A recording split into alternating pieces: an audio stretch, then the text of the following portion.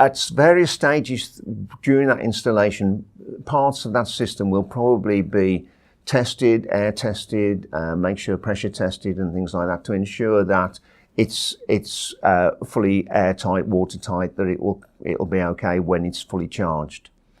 But when the system will be commissioned, and that will be when the water is introduced into the system and it's fully pressurized and tested, and the pressures and flows are tested to make sure that they agree with the design parameters.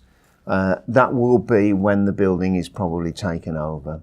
Now, in the interim, what you're suggesting is that work may take place that could compromise the sprinkler system once it's gone in.